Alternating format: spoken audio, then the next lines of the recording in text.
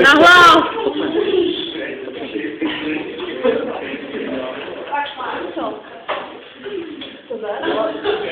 Nahlas!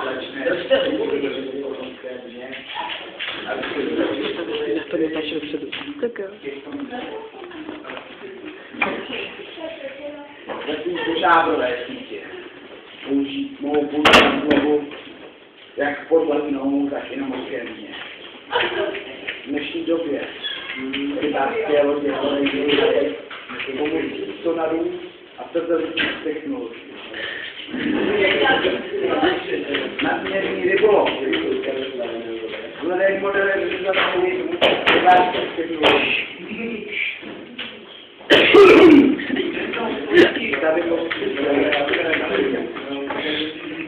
Ale vypadni ty křene. Idioté! Jsi debil, ty vole. Jsi fakt debil. Vypadni!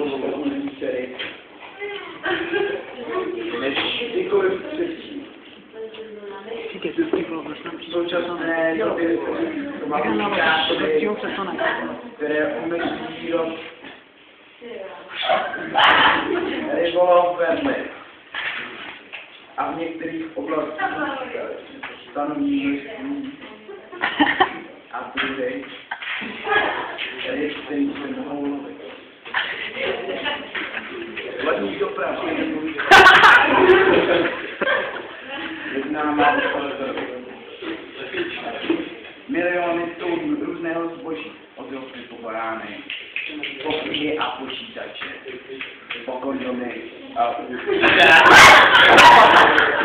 doprava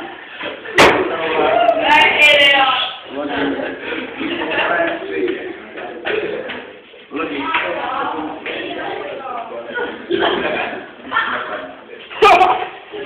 ale mohou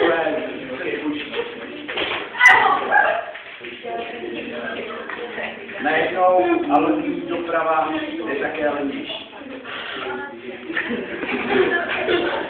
Cestování lodí.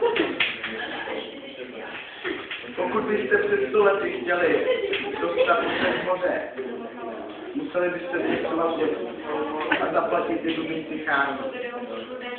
Obrovské veltránské paníky podnikaly k vám z ekonomiky, které mohly trvat několik měsíců. Pak přišel si tam.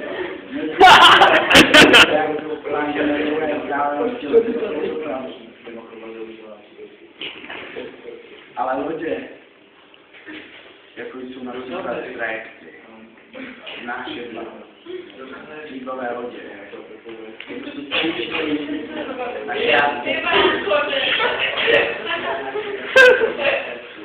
jedinými mezooceánskými plavidly, které dosud křižují oceány, jsou bílé lodi.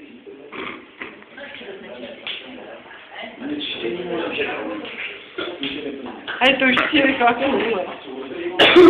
Oceány a moře jsou obrovské a mohou pojmout, rozložit velkou část odpadů, které do nich člověk použí, například kanalizační spačky. Odpady, které se dostávají do moře a jsou přirozenou cestou k rozložení a zneškodnění chemikálie. Bohužel.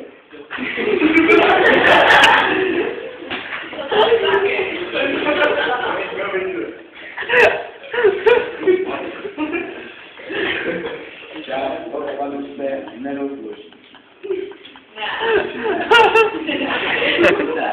Dost rychle. Což může vést k trvalému znečišťování moří. Moží. Například plastové láhve se v moři nerozloží a můžou se vymístit ryby. Lodí nebo odplavené sváží se můžou v moři rozložit až za 80 let. Chemický a radioaktivní odpad. Továrny, a jaderných elektráren. Někdy končí v moři. Ticho. A je tam to. A tím pak často dochází k potravě rostlin, ryb A všeho živého. Z toho trány mají.